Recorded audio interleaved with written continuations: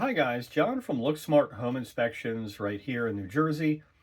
And today I want to create a little bit of a video, give you guys some information about how you guys may want to think about what separates a really good home inspector or a great home inspector, from somebody who is maybe an average home inspector. And before I start, I want to get something clear. I'm not here to, disparage any home inspectors or what they, bring to the table. It's not me versus them. It's not. I'm not doing that. What I want to do is just kind of give you some information regarding, this topic, and maybe you guys would find it useful if you're purchasing a home and you're looking, to hire a home inspector, or you've hired someone in the past and you're wondering if that person was an above average home inspector or a very good home inspector.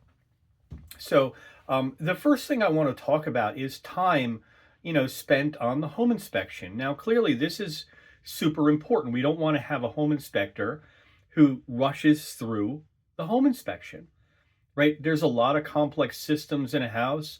Homes are complex. There's a lot of different components, systems, and there's a lot of things that we have to look at from the house, starting from the exterior and then working on up, to the basement. And some home inspectors would do the opposite. They would work down from the attic.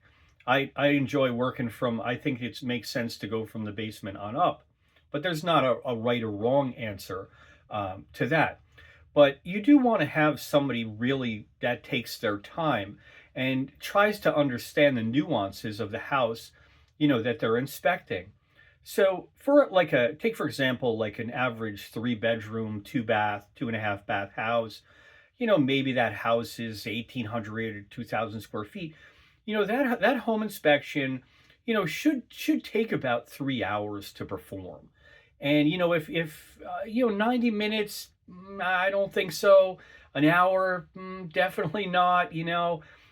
2 hours, that's kind of pushing it into the realm of being too quick, because there are so many things, to look at, and we don't want to rush. And you don't want a home inspector that's going to just be kind of rushing through their job, maybe trying to get to the next appointment. So it's really important to ask that question. And you want to find out, how long, hey, how long does your typical home inspection take? And, if the answer is an hour or 90 minutes, I got to be honest, that's not really where you want to be.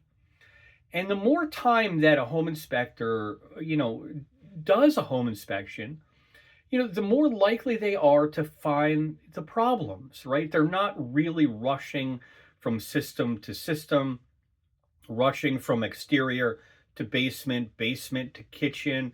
They're really focusing on the different aspects of the home, and that home is telling them a story. So it's very, very crucially important to, to spend time on a home inspection. And I do spend a lot of time. And, if you typically, people are the agents, and sometimes this owner of the house, if they're there, they're like, why is this taking so much time? But you know what? It's not. I'm right on schedule. We're right. Good home inspectors are on schedule, and these things are going to take. Home inspection is going to take about 3 hours for the average house. To look at everything and to discuss everything and to kind of, digest everything. So don't sell yourself short. A home inspection should really be as long as it takes. So I go into every home inspection understanding basically how long it's going to take, but I'm not worried if I go a half an hour or an hour over, because sometimes I have to slow down. Sometimes I have to look at multiple things. I have to see a pattern in things, and I have to go back and look at something I looked for previously and kind of bring that into what I'm seeing now. And so all that does take time. It's not just a matter of, look at something, report, look at something, report. There's a lot of brain power that's used too, during a home inspection, a lot of thinking, sort of a lot of methodical, checking. And that you can't really do the proper job in 90 minutes, even 2 hours, in my opinion. The next thing is you want to have a home inspector that does really provide a detailed and comprehensive report, because the report is the finished product, right? You don't want a short report, very few photos, right? You want a long report with a lot of pictures. So some of us in the industry, we provide very detailed, comprehensive, and long reports. And sometimes, agents won't like those reports because they're too long. They have too many pictures. Sometimes attorneys will say, "Well, why are these reports so long?" But you know what? You guys never told me that I shouldn't take all these pictures, right? That you're upset that I put, all these photos in the report. I never had that. I never had somebody after the fact, after I deliver an 80 or 90-page report with a summary that says, "John, why are you spending so much time? Why did you do this like this? I wish you would have sent me a 3-page summary. That's it. Or why aren't you using a checklist?" I never had that. In 25 years, I've never had somebody say, "You know what, you spent too much time," or that. What I've had is the opposite. "Well, gee, thank you for making such a comprehensive report. I can't believe that you delivered this the next day." And that's really truly important. I mean, you don't want to be having a really simple report, and doesn't really tell you what the problems are, doesn't explain them clearly, and doesn't have enough photographic evidence in the report. So yes, there's home inspectors who do, and I see them all the time. When people call me and they want me to review other home inspectors' reports, and then they want me to come back and do the inspection over again. Um, so you want to watch out for that. You really want a good comprehensive report. Not 10, 15 pages of just fluff and nonsense. You really want a good comprehensive report that's going to protect you, the buyer. And I would say that, ask that question, when you're interviewing a home inspector, and also get samples of that report, because the report should be easy to understand. There should be a defect and a description, a defect, a photo of a defect, and then a description of that defect and what that defect means in terms of the house and the ramifications if that defect isn't rectified or cleared up. So home inspection report is the product. You have to make sure that you hire somebody who's really going to do a really good report. And along the same lines, you want somebody to do a quick turnaround report. Good home inspectors here in New Jersey, we understand that you're hiring us to do the home inspection, create the report, and do a timely report. You don't want to be waiting 3 or 4 days to get the report back. My clients don't want that, and other good home inspectors here in New Jersey, they don't want their clients waiting too, because everything, obviously, if you're looking at buying real estate in New Jersey, you understand that everything is time sensitive, and you don't want to be waiting for reports. So some of us in the industry, we pride ourselves at doing a really very thorough home inspection, and then producing a very comprehensive report, lots and lots of pictures of the problems that we find, and doing it in a way that's quickly for the client. So, typically you would want the report ready the next day. And if you have to wait 3 or 4 days, I'm thinking that's too long, because that 3 or 4 day window could be used, for you guys to make some decisions about the house. You could have already digested the report and then got back to your attorney regarding, how are we going to approach this? Are we going to ask for credits? Are we walking away from the home? Are we going to ask for corrections and fixes? How are we going to approach this? That can happen 3 days before if you get a quick report turnaround. So quality report and quick report turnaround, they kind of go hand in hand. So definitely make sure you guys are looking for that. Separates really from an above average great home inspector to somebody who may be sort of an average home inspector, who's just kind of grinding it out and just going through inspection, and not really focusing on your needs as a client, getting that report back quickly. And quick report turnaround is key, absolutely key. But one caveat, you want to be careful with somebody who does the report on site.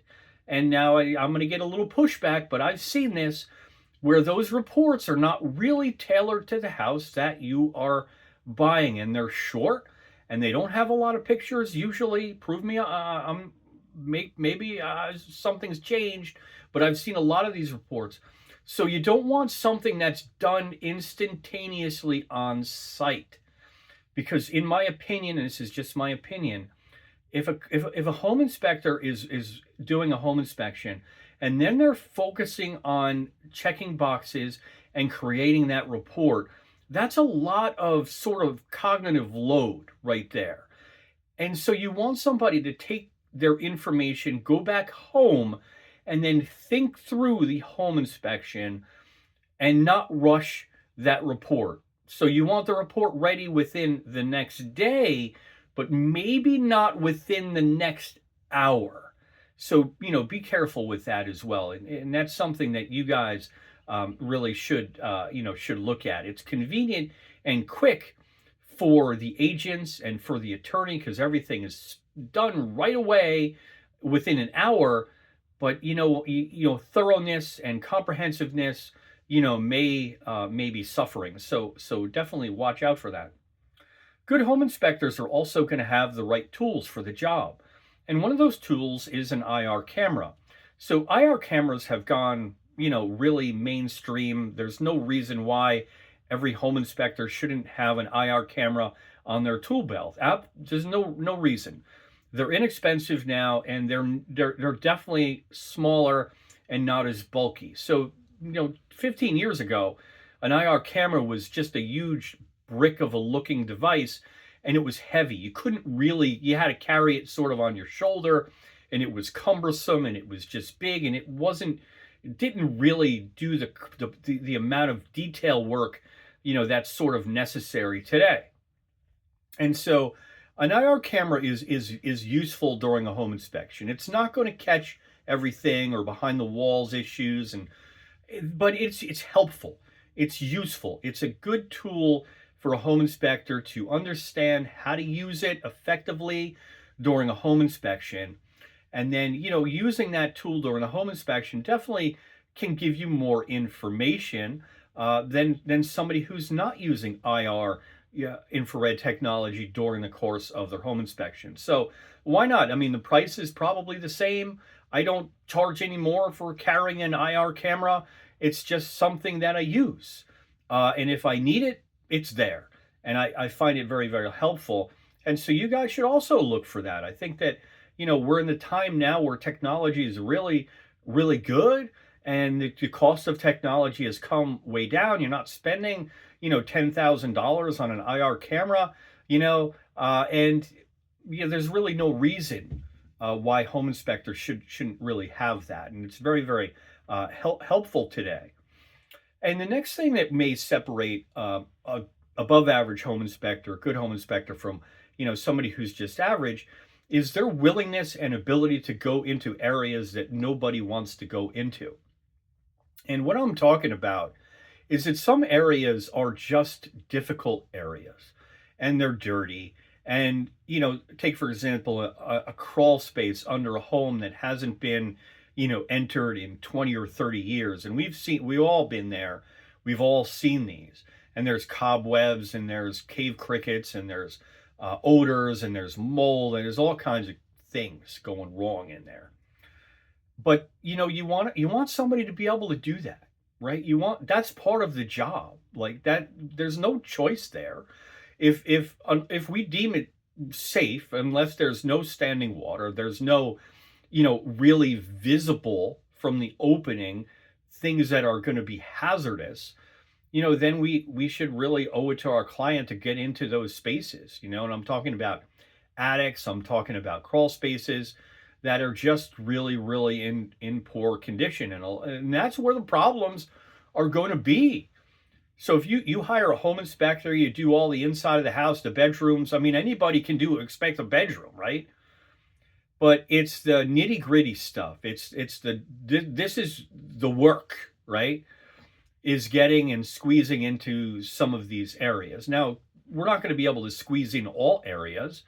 And there are certain stipulations in our regulations regarding, size of an opening of an area. But, generally speaking, if we can get in there and we deem it safe, we good home inspectors are going to go in there. We're not going to give an excuse about it. I walk attics all the time, unfloored attics. I do it because my client is relying on me to do that, even though it says in the regulations that I don't have to walk an unfloored attic. I mean, in my opinion, I think a home inspector should be able to walk an unfloored attic with, dexterity, and have the ability to know after all these years where to walk and how to walk safely. Because how else do you know what's going on in the attic if you're not up there? I mean, it's one thing that, you can look from the attic access opening, but that doesn't really give you enough information. You really need to get up there. So that separates really good home inspectors from average home inspectors. So average home inspectors are looking not to get into these places. Good home inspectors, above average home inspectors, they're wanting to do the job correctly and getting into these spaces. So look for that. That's really important. If you have these spaces in a home that you're thinking about buying, you really want to have a conversation with the home inspector and hire the guy that's going to go in there and do the work, or hire the girl or gal that's going to go in there and do the work. It's truly important. It's part of the job. This is what we signed up for. I mean, it's not optional. Cave crickets are, it's part of the job. It's what it is, right? Another thing that separates, good from average home inspectors is their ability to explain the problems, that exist in a home. You want somebody who, when they find a problem, and I'm not talking about explaining every piece of minutia, that we find in a home, but if you find a significant issue or a medium-sized issue in a house, you want your home inspector to be able to articulate that in a way so you can understand the problem. So if he or she is not doing that and you're left like, whoa, I have still no idea what you're talking about, that's, not good either, because you want to leave the home inspection with a thorough understanding about, the major deficiencies that exist in the home, so that, you and your family, can make a good decision about the house. So, communication in this business is very important. You want to be able to, have that home inspector explain in clear terms what's happening, with the house and the deficiencies. And if you ask that home inspector for clarity or questions, you want that home inspector to be able to really articulate in a manner that's easily understandable. You don't want to hear, industry jargon. You don't want to hear a bunch of nonsense. You just want to hear, plain talk about what's happening and how does this affect me, and is this going to be expensive, and what do I do with this problem? So hiring a home inspector with good communication skills is very important. And that can really separate a really great home inspector from, just an average home inspector, is the way they can communicate both on the phone and, with a client during the home inspection, and actually after, the home inspection for any questions. The next thing that separates a really good home inspector from an average home inspector is that really great and above average home inspectors, we don't work for the transaction. Like I don't have any vested interest in you buying the house that you're looking at, and I don't care really one way or the other, as long as I do my job, right? So my job is to present the information that the house is telling us, right? We're looking at the home in a way, and we're disseminating information, right? So we're information people. We're giving you the information you need so that you can make a decision one way or the other on the house, or basically figure out if I'm going to ask for credits or corrections, and that type of thing.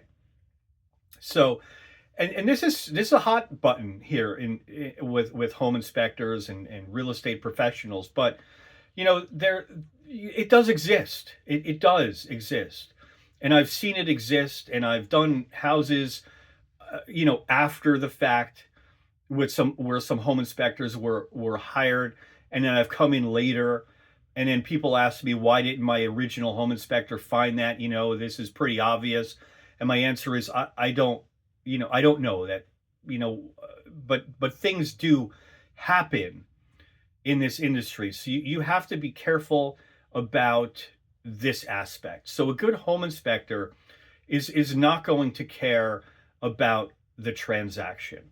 Like I'm not working hard to hold this transaction together, and I'm not working hard to break this transaction apart. I'm there because what I want to do is give you information to protect yourself so you can make the right decisions. I can't make the decision for you. All I can is report what I see in the home. And I'm not working for the transaction. So be careful with that. It's an important aspect that you would think does not exist still, but it does exist still. And so, please be careful when you're hiring a home inspector in that, and understand that you want somebody completely independent from the transaction and doesn't really care one way or the other. They just want to do the job in the correct way. And also, on the same token, you want somebody who's calm. You want a home inspector who's going to deliver information in a calm and rational way, and not go way up here with stuff and not go way down here with stuff, but to deliver information in a useful way and not be very agitated or aggravated, or very, very, quick to assume things. You want somebody who's calm, who's stable, who can deliver information in a way that's, useful to you. And so, definitely look for that in your conversations, with home inspectors, when you definitely think about hiring them.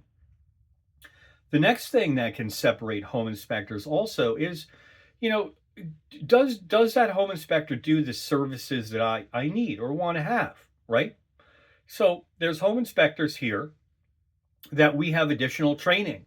And the more training we have, the more services that we can provide you, sort of in a one area, one stop of a service, right? So you don't have to go here and there, for these additional services. So typically, a home inspection is going to include the home inspection.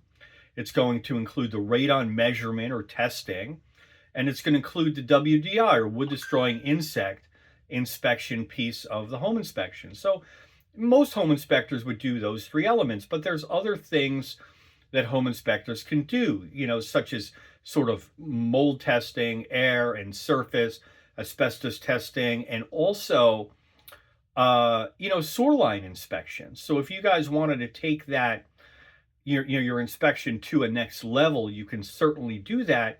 And a good home inspector is going to be able to do those things because they're trained and licensed properly to do those other ancillary services that you may want. And some of these services are highly desirable, such as the sewer line inspection, for sure. And the next thing you want that separates a good home inspector from maybe an average home inspector is they know how to prioritize the issues, right? Not every crack is the house is going to fall down. Not everything is a major problem, and you want to be able to sort of have a home inspector that understands the difference between minor and major. And it's very, very important, because if you treat everything as a major problem, right, that's you're doing a disservice to yourself, the house, everybody in the trend, right? You want to make sure that you hire somebody who understands what's a big problem and what's a little problem. Water in the basement continuously, big problem. Foundation cracking, horizontal, mid-level cracking, inch wide with movement, I'd say that's a big problem. If you have some general header cracking above doorways and, it's not significant and there's no other displacement or movement, the door closed, probably a minor problem. Vertical crack in the foundation wall, thin hairline in the cement coating or parge, yeah, it's probably just a minor settlement issue. So we have to know the difference between major and minor in this business, and that's very, very important to have a home inspector who understands the difference. You don't want everything going into the major category if it's not. And then you don't want to, on the other hand, you don't want everything going into the minor category if it's not. So you want somebody who understands, hey, this is a big deal. And you know what? Nah, it's reportable, but you know what? You're going to be okay with that issue. And so very, very important to hire somebody who understands, the difference, for sure. And so I just wanted to I always say I'm going to make a short video and it ends up making a longer video. But anyway, hopefully this tells you a little bit about what you can maybe look for regarding finding a good home inspector versus an average home inspector, or a very good home inspector versus a good home inspector. There are differences. We're not in a commodity business. We're not all the same. And, some of us have different styles and different reporting and different communication skills.